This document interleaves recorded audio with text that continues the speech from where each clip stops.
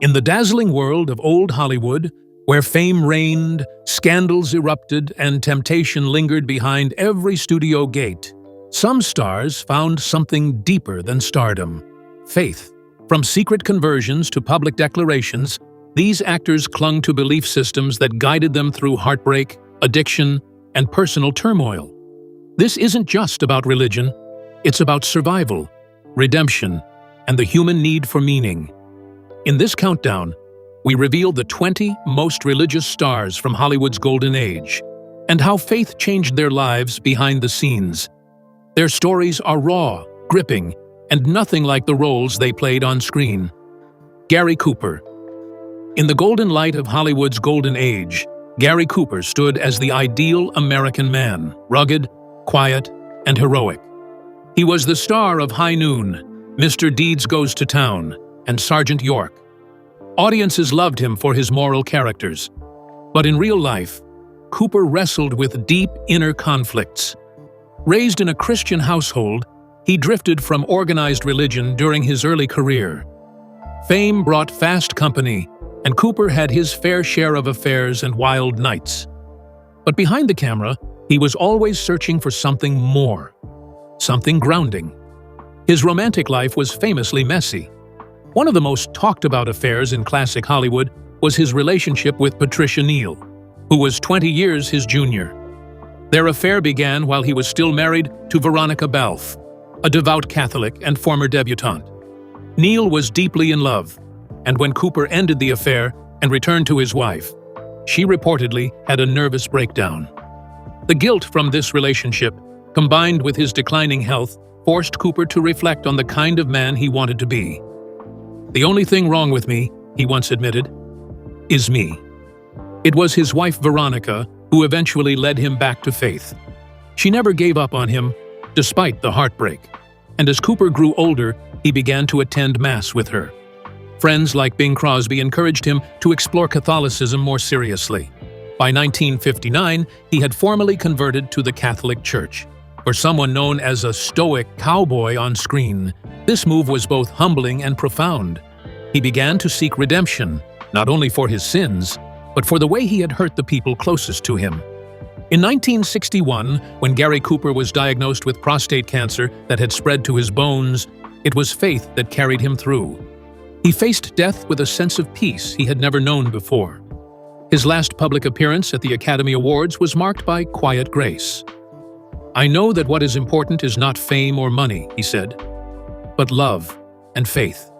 It was a fitting end to a life that had searched for meaning beyond the Hollywood lights.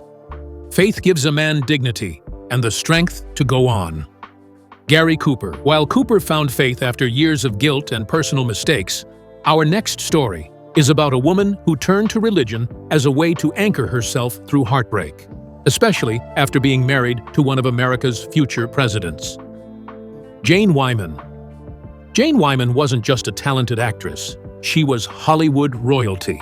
Known for her Oscar-winning role in Johnny Belinda and her later work in Falcon Crest, Jane had a quiet elegance that set her apart. But beneath her polished image was a woman who endured tremendous emotional pain. Her marriage to Ronald Reagan, before he became a political icon, was filled with love at first, but ultimately collapsed under the pressure of two rising careers and Reagan's growing political ambitions. After their divorce in 1948, Wyman was devastated. Unlike Reagan, who would later remarry Nancy Davis, Wyman never married again. It was a decision rooted in personal conviction and her deepening Catholic faith. She converted to Catholicism in the early 1950s, and from then on, religion became a central part of her life. "I couldn't go through another divorce," she once said. "The church wouldn't allow it, and I wouldn't either." Her faith gave her structure in a world that often felt like it was spinning out of control. Though she had once been seen as just another glamorous starlet, Wyman's post-conversion life was noticeably different. She stopped chasing flashy roles and took on work that reflected more maturity and depth. Her time on Falcon Crest in the 1980s was less about fame and more about working with a professional, respectful cast. She chose not to speak much about Reagan after his rise to the presidency, saying only, "It's not for me to discuss." That kind of discretion became part of her spiritual practice. Less talk, more reflection. Even in her final years, Wyman remained committed to her faith. She was a regular churchgoer and reportedly kept a quiet prayer life. When she passed away in 2007, she left behind not just a career filled with accolades, but a reputation for dignity, strength, and moral clarity. Her legacy wasn't built on scandals, it was built on perseverance and belief. I believe in prayer. It's the only thing that keeps me strong. Jane Wyman.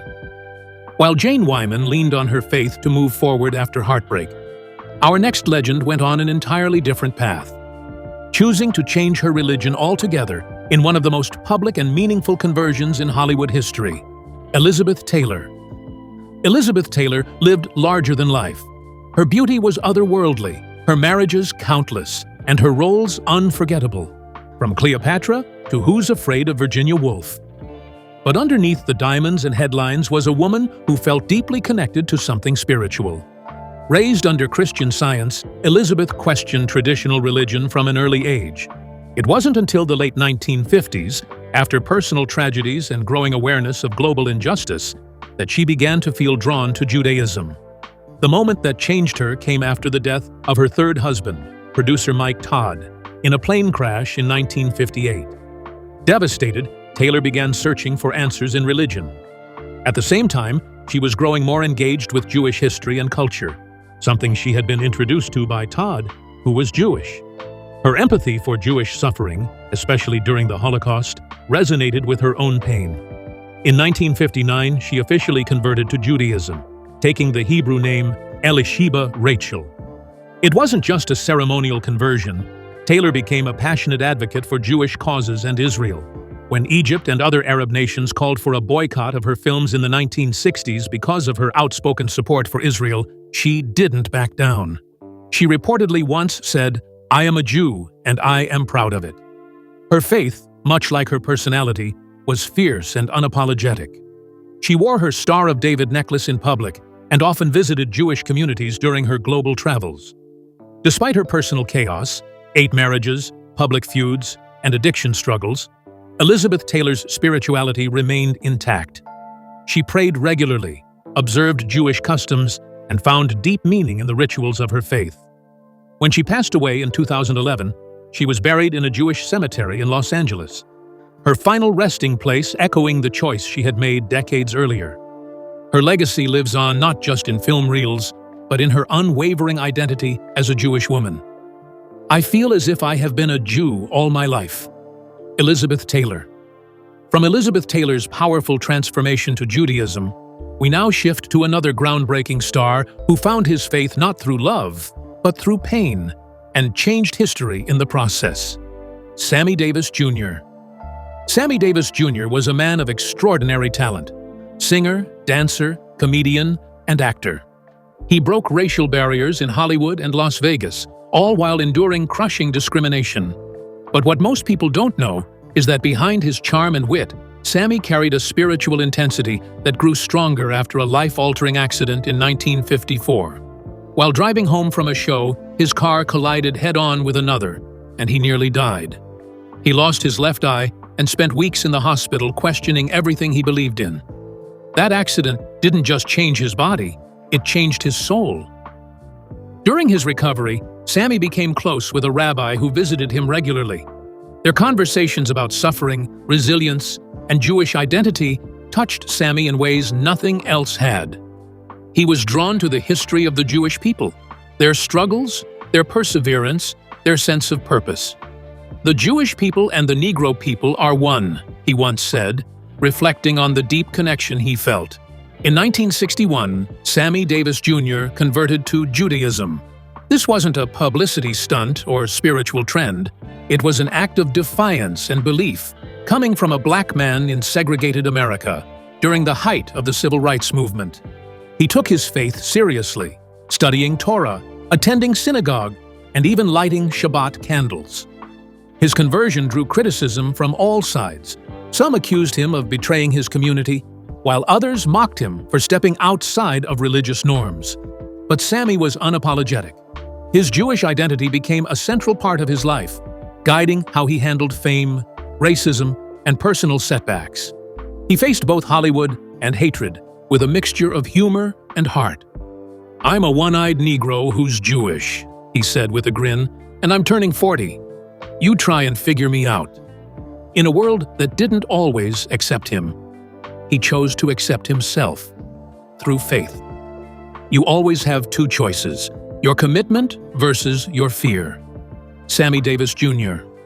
Sammy Davis Jr. found strength in his chosen identity.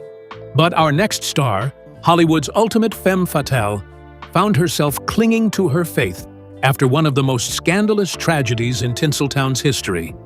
Lana Turner. Lana Turner was the very definition of Hollywood glamour.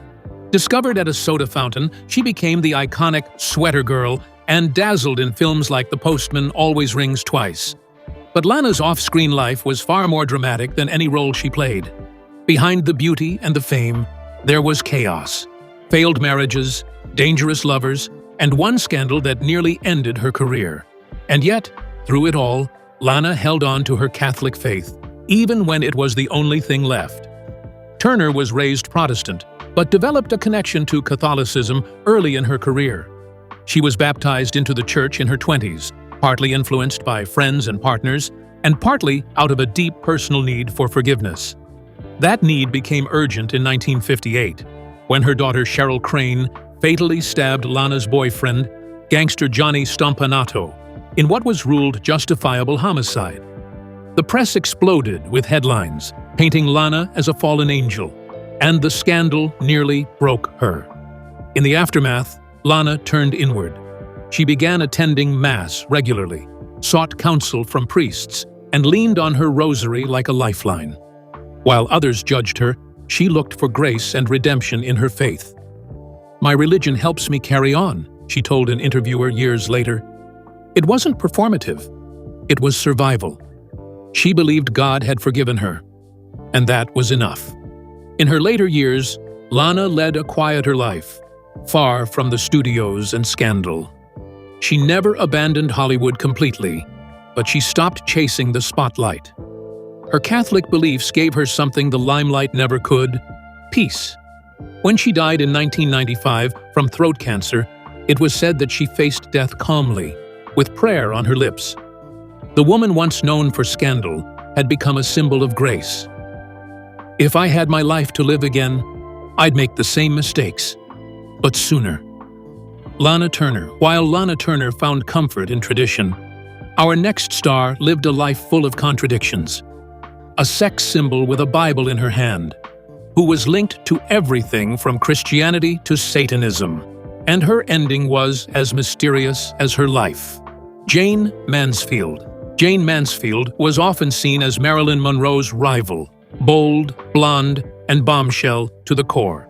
But beneath her pin-up persona was a woman whose spiritual life was filled with contradictions. Raised in a Christian household in Texas, Jane had a surprisingly strong religious side. She attended church regularly as a teen and spoke often about her belief in God, even after she became famous. But her later life would be filled with bizarre turns, from Bible study to rumors of black magic. Despite being seen as a sex symbol, Jane tried to stay spiritually grounded. She once said, "I believe in God and I'm not afraid to say it." She was curious about many faiths: Christianity, Judaism, and even Hinduism. However, things got strange when she began associating with Anton LaVey, the founder of the Church of Satan, in the mid-1960s. Some claimed she joined the church. Others believed it was a publicity stunt. Whatever the truth, it added a dark twist to her image and created a media firestorm. But Jane never formally left her Christian beliefs. Friends said she still prayed, went to church with her children, and believed in an afterlife. She was a woman torn between the Hollywood spotlight and the quiet faith she grew up with. Her relationships were just as complicated. 5 children, multiple marriages, and rumors of affairs with powerful men. The chaos of her personal life only deepened her need for something spiritual to hold on to. Tragically, Jane's life was cut short in 1967 when she died in a horrific car crash at the age of 34. The accident was so violent that it sparked urban legends that continue to this day. Yet, Her Bible was found among the wreckage, one of the few items left untouched. That small detail still haunts her fans. For all the contradictions in her life, Jayne Mansfield's story ended the way it began, with a belief in something higher. A woman should be spiritual, just as she is beautiful. Jayne Mansfield. Jayne Mansfield's life was full of extremes, but our next star took the opposite path, choosing faith from the very beginning and never looking back, even when the spotlight came calling. Anne Blyth. Anne Blyth was a rare gem in Hollywood, a talented actress and singer who managed to maintain her integrity in an industry known for its temptations. Born in 1928 in Mount Kisco, New York, Anne began her career in radio as a child before transitioning to Broadway and eventually film. Her breakout role came in 1945 when she portrayed the scheming daughter Veda in Mildred Pierce, earning her an Academy Award nomination. Despite the allure of fame, Anne remained grounded, attributing her strength to her Catholic faith. Raised in a devout Catholic household, Anne's mother played a significant role in nurturing her spiritual life. This foundation helped her navigate the pressures of Hollywood, where she was often surrounded by peers who succumbed to the darker aspects of fame. Anne chose roles that aligned with her values and often declined parts that conflicted with her beliefs. She once said, "My faith is my anchor. It keeps me steady in the stormy seas of life." Anne's commitment to her faith extended beyond her personal life. She was an active member of the Catholic Actors Guild, joining a community of like-minded individuals who supported each other in maintaining their religious convictions within the entertainment industry. This network provided her with a sense of belonging and reinforced her dedication to living a life of virtue. Throughout her career, Anne balanced her professional and personal life with grace. She married Dr. James McNulty, an obstetrician, in 1953, and together they raised 5 children. Anne eventually stepped back from acting to focus on her family, finding fulfillment in her roles as a wife and mother. Her legacy serves as a testament to the possibility of achieving success in Hollywood without compromising one's principles. "My faith is my anchor. It keeps me steady in the stormy seas of life." Anne Blyth. While Anne Blyth found a way to harmonize her faith with her career, our next star made a more radical choice, leaving Hollywood entirely to pursue a life of religious devotion. Dolores Hart. Dolores Hart's journey from Hollywood starlet to Benedictine nun is one of the most remarkable stories in the entertainment industry. Born in 1938 in Chicago, Dolores was drawn to acting from a young age, inspired by her father's involvement in the film industry. She made her screen debut at 19, starring opposite Elvis Presley in Loving You, 1957, and quickly rose to fame with roles in films like King Creole and Where the Boys Are. Despite her success, Dolores felt a growing emptiness that fame couldn't fill. While filming Francis of Assisi in 1961, where she portrayed St. Clair, she experienced a profound spiritual awakening. The experience stirred something deep within her, leading her to question her life's direction. She once reflected, "I realized that the Lord was asking me to make a total commitment to Him." In 1963, at the height of her career, Dolores shocked the world by leaving Hollywood to join the Abbey of Regina Laudis in Connecticut. She broke off her engagement to Los Angeles architect Don Robinson, who remained a close friend and visited her regularly until his death. Dolores took the name Mother Dolores and dedicated her life to prayer and service, embracing the monastic lifestyle with humility and grace. Mother Dolores' story continued to captivate the public. In 2012, the documentary God is the Bigger Elvis was nominated for an Academy Award, bringing her journey to a new generation. She remains a voting member of the Academy of Motion Picture Arts and Sciences, bridging her past and present lives. Her autobiography, The Ear of the Heart, offers an intimate look at her extraordinary path from Hollywood to the convent. "I realized that the Lord was asking me to make a total commitment to Him." Mother Dolores Hart. Dolores Hart's decision to leave fame behind for a life of contemplation is inspiring. Yet, some stars manage to integrate their faith seamlessly into their Hollywood careers. Our next legend exemplifies this balance. Irene Dunne. Irene Dunne was often referred to as the First Lady of Hollywood, a title that reflected not only her acting prowess, but also her dignified presence. Born in 1898 in Louisville, Kentucky, Irene was raised in a devout Catholic family. Her father, a riverboat inspector, and her mother, a music teacher, instilled in her a love for the arts and a strong moral compass. Irene's faith was a guiding force throughout her life, influencing her choices both on and off the screen. Irene's film career spanned over 2 decades, with memorable performances in classics like The Awful Truth, Love Affair, and I Remember Mama. She was nominated for 5 Academy Awards, but never won, a fact she accepted with grace. Off-screen, Irene was known for her charitable work and involvement in the Catholic community. She was a daily communicant and an active member of the Catholic Motion Picture Guild in Beverly Hills. In recognition of her contributions, Pope Pius XII awarded Irene the title of Dame of the Holy Sepulchre in 1953. Her husband, Dr. Francis Griffin, received a papal knighthood, and together they were honored for their service to the Church. Irene's commitment to her faith was evident in her philanthropic efforts, including her work with St. John's Hospital, where a bronze bust was unveiled in her honor in 1985. Irene Dunne's legacy is one of elegance, talent, and unwavering faith. She managed to navigate the complexities of Hollywood without compromising her values, serving as a role model for generations to come. Her life reminds us that it's possible to achieve greatness while staying true to one's beliefs. My religion is a very personal thing, and I don't feel the need to broadcast it, but it's the foundation of everything I do. Irene Dunne. Irene Dunne's ability to maintain her faith amidst the glitz and glamour of Hollywood is commendable. As we continue our journey through the lives of Hollywood's most religious stars, we'll explore how others face their own spiritual crossroads. Claudette Colbert. Claudette Colbert, born Émilie Claudette Chauchoin in 1903, was a French-American actress renowned for her versatility and elegance. She won an Academy Award for It Happened One Night, 1934, and starred in numerous successful films throughout the 1930s and 1940s.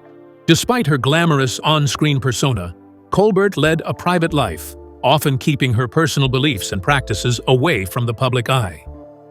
Raised in a Catholic household, Colbert's faith remained a steady influence throughout her life. While she didn't publicly discuss her religious beliefs extensively, those close to her noted her adherence to Catholic values. Her commitment to her faith was evident in her personal conduct and the dignified roles she chose to portray on screen. Colbert's personal life was marked by discretion and stability. She was married to Dr. Joel Pressman, a respected surgeon, from 1935 until his death in 1968. Their enduring marriage was a testament to her commitment to traditional values, a rarity in Hollywood's often tumultuous relationship landscape. Colbert's ability to maintain a successful career while nurturing a stable personal life reflected her grounded nature. In her later years, Colbert retired to Barbados, where she led a quiet life away from the spotlight. She passed away in 1996, leaving behind a legacy of cinematic excellence and personal integrity. Her life serves as a reminder that one can achieve greatness without compromising one's values. I know what's best for me. After all, I have been in the Claudette Colbert business longer than anybody. Claudette Colbert.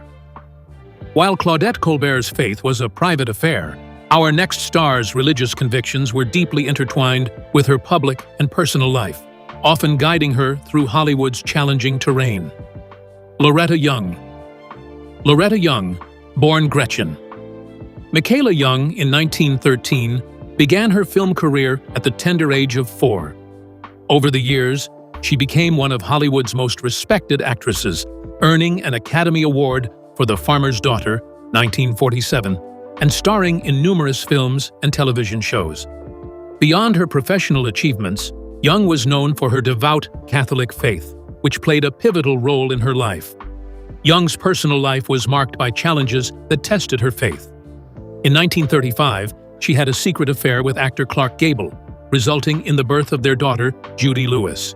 To avoid scandal, Young claimed to have adopted Judy, a decision that weighed heavily on her conscience. It wasn't until years later that she acknowledged the truth, referring to Judy as a walking mortal sin, a reflection of her internal struggle between her faith and the societal pressures of the time. Despite these challenges, Young remained steadfast in her religious practices. She attended Mass daily, even in her later years, and was known to incorporate her faith into her work. Her television series, The Loretta Young Show, often featured moral lessons and reflected her personal values. Young's commitment to her faith provided her with strength and resilience, allowing her to navigate the complexities of Hollywood while staying true to her beliefs. In her later years, Young focused on charitable work and spiritual reflection. She passed away in 2000, leaving behind a legacy of grace, talent, and unwavering faith. Her life story serves as a testament to the power of belief in guiding one's path, even amidst adversity. Faith is the only thing that keeps me going. Loretta Young. Loretta Young's life was a testament to the strength derived from faith. Similarly, our next star, known for her wit and charm, found solace and guidance in her religious beliefs throughout her illustrious career. Rosalind Russell. Rosalind Russell, born in 1907 in Waterbury, Connecticut, was a dynamic actress known for her sharp wit and commanding presence on screen. With standout roles in films like His Girl Friday, 1940, and Auntie Mame, 1958, Russell carved a niche for herself in Hollywood's golden age. Beyond her professional accomplishments, she was deeply rooted in her Catholic faith, which influenced both her personal and professional life. Raised in a devout Irish-American Catholic family, Russell attended Catholic schools and remained committed to her faith throughout her life. Her religious beliefs provided her with a moral compass, guiding her choices in an industry often fraught with ethical dilemmas. Russell once reflected on her upbringing, noting the discipline and values instilled in her from a young age. In 1941, she married producer Frederick Brisson, and their marriage lasted until her death in 1976, a rarity in Hollywood's often fleeting relationships. Their enduring partnership was a testament to their shared values and mutual respect. Russell's faith played a significant role in maintaining the strength and stability of their union. Beyond her acting career, Russell was known for her philanthropic efforts, often supporting Catholic charities and causes. She was recognized for her humanitarian work, receiving the John Hersholt Humanitarian Award in 1973. Her commitment to service and her community underscored the depth of her faith and her desire to make a positive impact beyond the silver screen. Taking joy in living is a woman's best cosmetic. Rosalind Russell. Rosalind Russell's life exemplified the harmony between faith and success. As we continue our exploration of Hollywood's most devout stars, we delve into the stories of those who, like Russell, found strength and purpose through their unwavering beliefs. Patricia Neal. Patricia Neal's life was a tapestry woven with threads of triumph and tragedy. Born in 1926, she rose to fame with her Oscar-winning performance in HUD, 1963, and memorable roles in The Day the Earth Stood Still and Breakfast at Tiffany's. Yet, behind the camera, her personal life was marked by profound sorrow and resilience. In the 1950s, Neal engaged in a tumultuous affair with the married actor Gary Cooper. The relationship ended painfully, leaving Neal emotionally shattered. Seeking solace, she married author Roald Dahl in 1953, and they had 5 children. However, their family faced immense challenges, including the death of their daughter Olivia and Neal's debilitating stroke in 1965, which left her unable to speak or walk. During her arduous recovery, Neal found strength in unexpected places. Encouraged by Maria Cooper, Gary Cooper's daughter, she visited the Abbey of Regina Laudis in Connecticut, where her friend, former actress Dolores Hart, had become a nun. The serene environment and spiritual guidance offered Neal a path to healing. She began to explore Catholicism more deeply, finding comfort in its rituals and community. In the final months of her life, Neal converted to Catholicism, embracing the faith that had provided her with solace during her darkest hours. She passed away in 2010 and was laid to rest at the Abbey of Regina Laudis, the very place that had become her sanctuary. I found peace in the quiet of the Abbey, a place where I could finally hear God's voice. Patricia Neal. Patricia Neal's late life conversion, highlights the transformative power of faith. Our next star, Bing Crosby, integrated his Catholic beliefs into every facet of his life, becoming a symbol of devoutness in Hollywood. Bing Crosby. Bing Crosby, born in 1903, was one of the most influential entertainers of the 20th century. With a smooth baritone voice, he captivated audiences in films like Going My Way and White Christmas, and his recordings became timeless classics.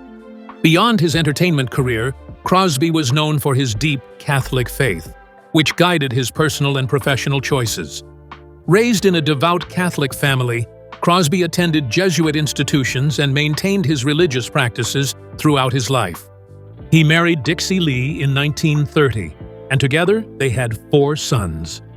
Despite personal challenges, including Dixie's battle with alcoholism and her eventual death in 1952, Crosby remained steadfast in his faith. Crosby's portrayal of Father Chuck O'Malley in Going My Way was more than just a role. It was a reflection of his own beliefs. He was initially hesitant to take on the part, fearing he couldn't do justice to the character.